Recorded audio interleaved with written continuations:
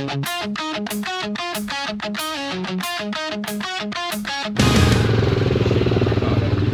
here we are, another one of Nathan Millward's events at the bunkhouse. Day of trail riding around North Devon. The sun is shining. It's supposed to keep shining for the majority of the day, in fact. I'd really been looking forward to taking the Kove down to Devon for this weekend of trail riding, organised by Nathan Millward. The variety of green lanes and dramatic scenery puts the area right up there with Wales for me for weekend adventuring.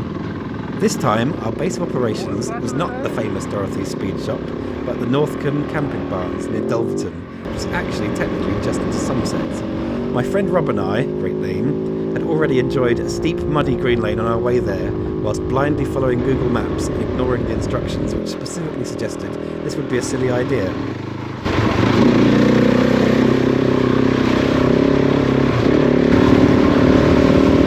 Here's the gang. The theme of the weekend was Chinese New Year, and whilst bringing a Chinese bike to ride was not essential, it was actively encouraged.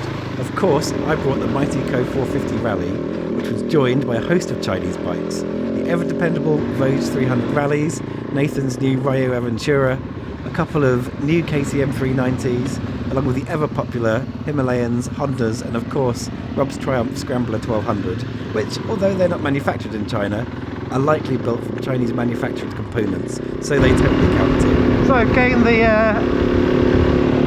the new position of official back marker. Just so we can split the groups up a bit. Top of the moors here, look at the way those trees are leaning over in the wind. What a day though! Beautiful. Being a group of mixed off-road riding experience, riding a mix of machinery, we split into a couple of different groups. My group leaned towards the off-road tracks, and the other group more towards Devon's stunning country lanes. It's quite an impressive group we got at the minute. Certainly if there's anything coming up the hill, they're going to have to think twice before suggesting that we should all turn around. Some of those, it's like the polite Devon version of the bike life crew. I was very happy to help out by hanging out at the back and playing sweeper. It's an easy role to play when everyone's a pretty competent rider, and it comes with the benefits of seeing everyone's approaches to whatever terrain or obstacles they encounter, which in turn usually mean that I can quickly switch my plans from whatever I was going to do to something that's much more likely to work out well.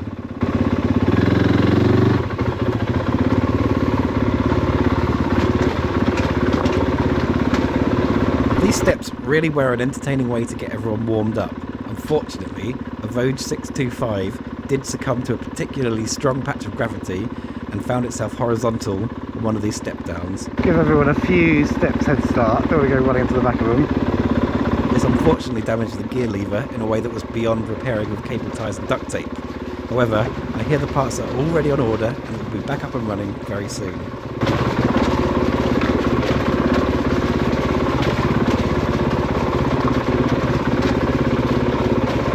Funny place for a 3-point turn.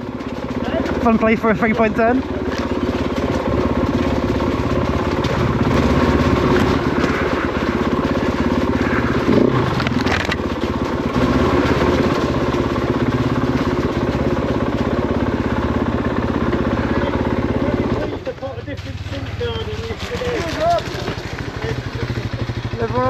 Yeah, I think so. I think someone. One bike out of action. Someone a little. Looks like his gear lever was bent, maybe. Probably bent it back. Is it broken? I was particularly pleased that the bright, shiny yellow orb in the sky, I can't remember its proper name, it's been that long since I've seen it, continued to shine. It really started to feel like spring might actually be springing this year. Bit of a roost. And what better place to enjoy the sun, that's what it's called, than heading out to ride some bikes and ensure that we got thoroughly soaked from the ground up. Gravity one.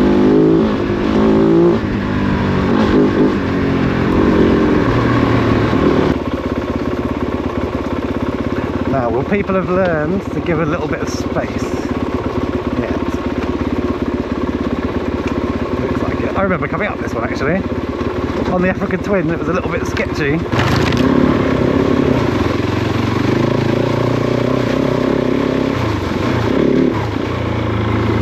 Hanging out at the back of the group also gave me the luxury of being able to give people a bit of a head start, allowing me to generate a bit more momentum up the hills than perhaps I might have done if I was following more closely. The only potential problem being that if I happened to hurl myself into the undergrowth, there was no one behind me to sweep me up. Though, given my enthusiasm while solo riding often exceeds my ability, my self-recovery skills are actually pretty decent these days.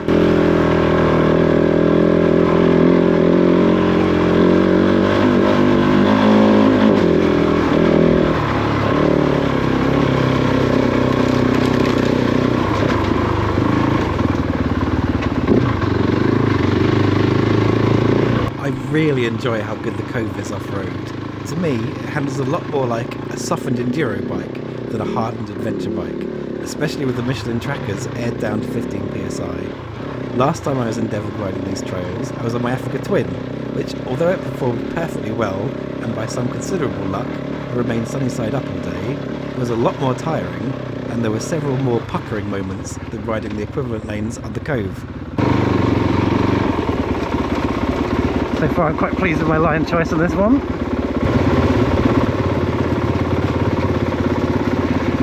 I do finally take Nathan's point though about the big bikes. It looks like the guy on the KTM is concentrating significantly on this trail. He's sort of freewheeling down it without paying a huge amount of attention, which is good.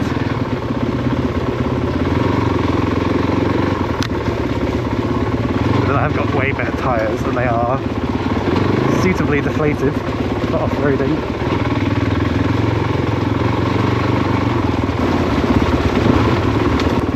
But it's definitely good to have a bit of a practice riding in a group now and again.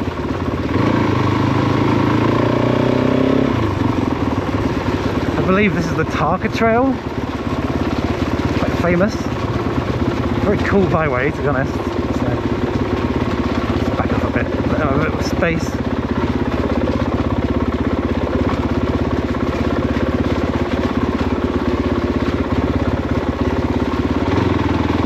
The babbling brook running alongside. Can't complain about that, can you? Scenic.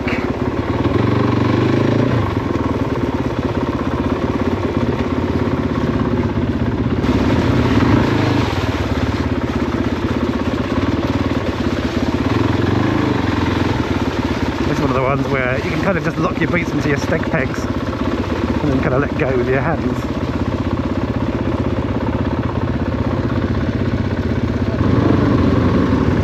Right, first lane of the post-lunch period. Well, sort of lunch. A cake. Actually a very good coffee.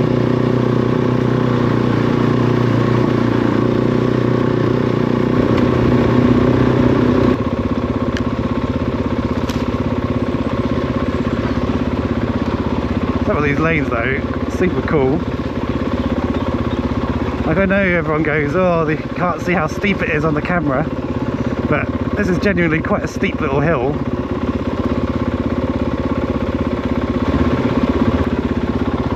It's quite interesting because it kind of looks like chalk in places, and I'm used to that being like incredibly slippery, but actually it isn't.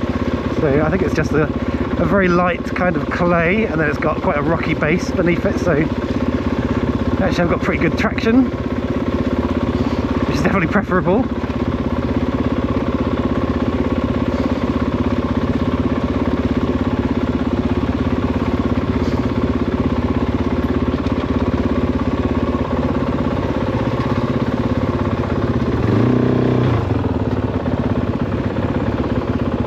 Do a second.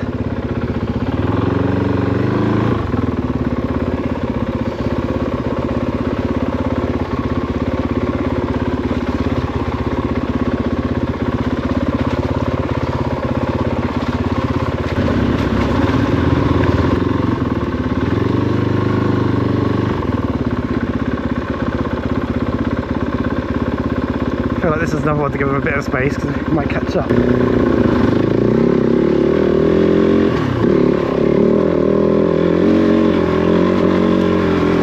What's more, with the tyres aired up and the steering damper set to maximum, the 170-mile blast down the motorway to Devon was actually surprisingly pleasant, even in torrential rain and on knobbly tyres. Of course, putting the wet gear on the next day was somewhat less pleasant, but hey, it's all par for the course.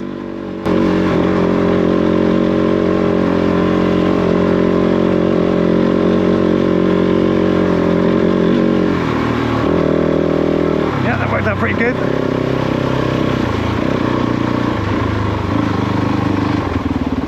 That's a view and a half.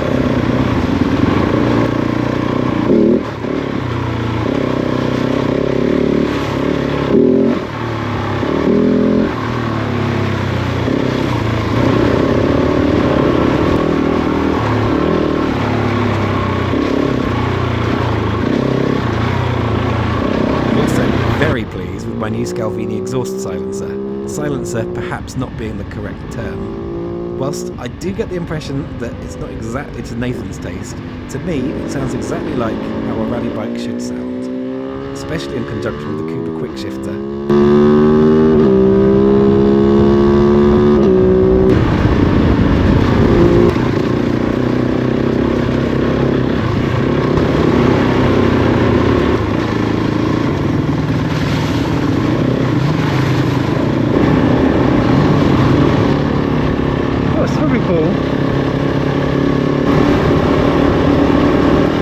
You get to this stage of the afternoon and then I think people are warmed up. I know this is a very easy lane, but when you look at how nervous some people were looking in the morning, and now we are pootling along this one at sort of 30 to 40 miles an hour.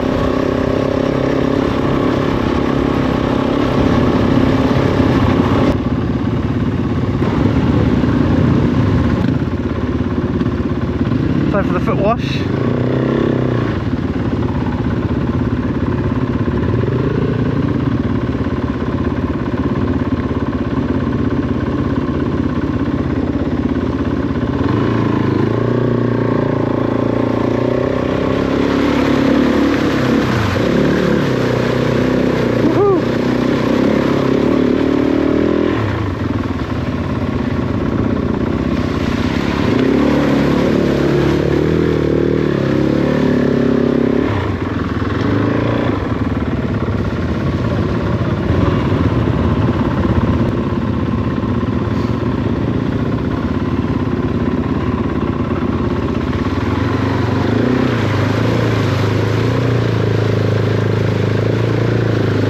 Keep the bow wave down a bit.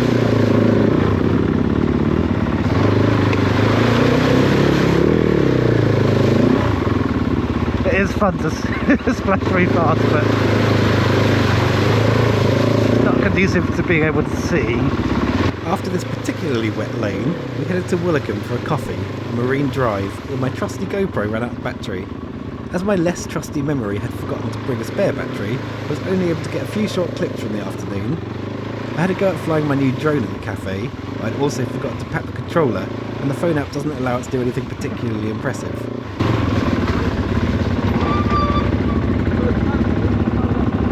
Beautiful. You've got to hit it with some vigour.